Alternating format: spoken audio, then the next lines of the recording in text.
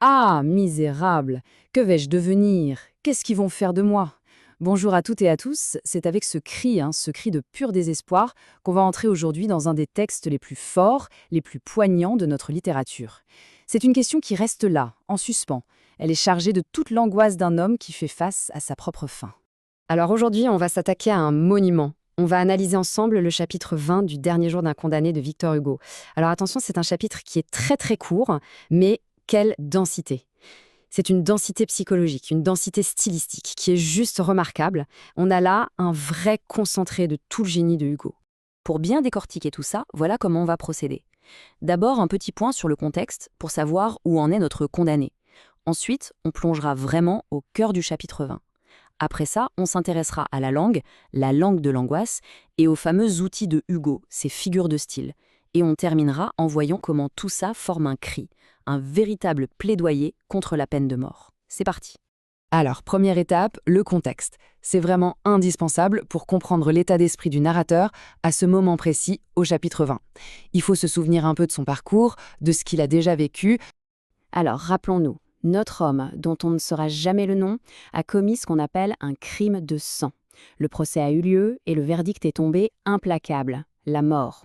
Il a donc été transféré, il a quitté sa cellule du palais de justice pour la prison de Bicêtre, et là l'attente commence. 6 semaines, 6 longues semaines avant l'exécution. C'est vraiment là, dans ce temps suspendu, cette attente insoutenable entre la sentence et la fin, que notre chapitre prend place. Bien, maintenant que le décor est planté, on peut entrer dans le vif du sujet, le chapitre 20. C'est incroyable parce qu'en à peine quelques lignes, Hugo nous offre une introspection fulgurante. C'est une perception quasi hallucinatoire de la prison, de tout ce qui entoure le narrateur.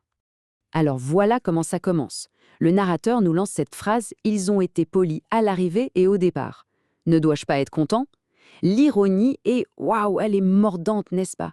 Ne dois-je pas être content? C'est une question purement rhétorique, bien sûr. Ce qu'il exprime, c'est tout l'inverse. C'est le dégoût le plus total pour cette politesse de surface, cette façade qui cache une violence inouïe. Et juste après, Hugo va encore plus loin. Il déconstruit complètement cette apparence. Ce bon geôlier, il n'est qu'un masque.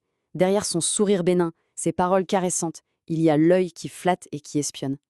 Et là, c'est le coup de génie. Hugo nous révèle ce qui est vraiment cet homme. Ce n'est plus une personne, c'est la prison incarnée. C'est la personnification, le visage humain du système qui va le tuer. Et voilà, regardons le texte. C'est ça, la matière première du génie de Hugo. Comme je le disais, c'est court, c'est très dense. Chaque mot qu'on va analyser maintenant, il est là, il a été choisi avec une précision d'horloger vraiment, pour tisser cette toile de pression et pour nous faire ressentir à nous aussi l'angoisse du condamné. Très bien, voyons maintenant le comment. Comment Hugo s'y prend-il pour construire cette angoisse? Comment est-ce qu'avec de simples mots, il arrive à nous faire éprouver cette sensation de claustrophobie, cet étoussement psychologique que vit son personnage? Il suffit de regarder le vocabulaire utilisé. Dans ce tout petit chapitre, on a grille, verrou, mur, porte, guichetier, muraille, serrure. C'est ce qu'on appelle un champ lexical. Ici, celui de l'enfermement. Hugo sature littéralement le texte avec ces mots. Le résultat, il n'y a plus aucune issue, ni pour le condamné, ni pour nous, lecteurs. La langue elle-même devient une prison. Et pour aller plus loin, on peut identifier deux stratégies vraiment puissantes.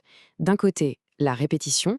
Hugo répète l'idée de prison sous toutes ses formes, forme humaine, forme de grille, de verrou. Ça renforce cette idée d'obsession, l'esprit du condamné est complètement envahi. Et de l'autre côté, le vocabulaire sensoriel. Le sourire bénin qu'on imagine, les paroles caressantes qu'on entend presque, et cet œil qui espionne, on le sent sur nous. Tout ça crée un malaise physique, presque palpable. Et ça nous amène à un point qui est absolument fondamental chez Victor Hugo. Le style, la beauté de la langue, ce n'est jamais juste pour faire joli. Non, chaque figure de style, chaque effet de rhétorique, c'est en fait une arme. C'est un outil qu'il utilise pour son grand combat, l'abolition de la peine de mort. On va en voir quelques-unes. D'abord, une qu'on a déjà un peu croisée, l'antiphrase. C'est très simple en fait. C'est quand on dit le contraire de ce qu'on pense, souvent avec une bonne dose d'ironie, pour dénoncer quelque chose avec encore plus de force. Et l'exemple parfait, bien sûr, c'est cette fameuse question « Ne dois-je pas être content ?» Évidemment, personne n'y croit. On comprend tout de suite la souffrance, la colère, qui se cache derrière cette fausse question. C'est une manière de résister par les mots, c'est presque un dernier acte de dignité. Deuxième outil, un classique chez Hugo, mais qu'il manie à la perfection, la personnification. Le principe, on donne des caractéristiques humaines, des intentions, des émotions à un objet ou à une idée. On transforme quelque chose d'inerte en un être vivant. Et là, écoutez bien cette phrase, elle est magistrale. La prison est une espèce d'être horrible, elle me couve, elle m'enlace et me surveille avec ses yeux de geôlier. Vous voyez, la prison n'est plus un simple bâtiment, elle devient un être horrible, un monstre qui couve, qui enlace sa victime. Et le pire, c'est qu'elle a des yeux, ses yeux de geôlier. En faisant ça, Hugo change la nature de l'ennemi. Ce n'est plus juste des hommes, c'est une créature monstrueuse, dévorante, et c'est beaucoup, beaucoup plus terrifiant. Troisième figure, très importante dans ce passage, l'anaphore. L'anaphore, c'est la répétition d'un mot ou d'un groupe de mots au début de plusieurs phrases qui se suivent. Ça crée un rythme, une sorte de martèlement, une insistance presque hypnotique. Et écoutez ce que ça donne ici. Ce mur, c'est de la prison en pierre. Cette porte, c'est de la prison en bois. Ces guichetiers, c'est de la prison en chair et en os. On entend ce rythme, c'est de la prison, c'est de la prison, c'est de la prison. Cette répétition est obsédante, elle nous enferme avec le narrateur. À la fin, tout, absolument tout ce qui l'entoure, se résume à une seule chose, la prison. Il n'y a plus de différence entre les objets et les êtres humains. Bien, on arrive à notre dernière partie. Prenons un peu de hauteur. Finalement, à quoi ça sert tout ça? Pourquoi un tel déploiement de talent littéraire? Quel est le message que Victor Hugo cherche à faire passer? Le point essentiel à comprendre, c'est celui-ci. Pour Hugo, raconter l'histoire de cet homme, ce n'est pas une fin en soi. Toute la narration, toutes les descriptions, toute l'analyse psychologique, ce ne sont que des moyens, des stratégies pour arriver à quelque chose de beaucoup plus important. Et cet objectif, quel est-il? C'est de nous faire ressentir, de nous faire vivre de l'intérieur toute l'inhumanité de la peine de mort.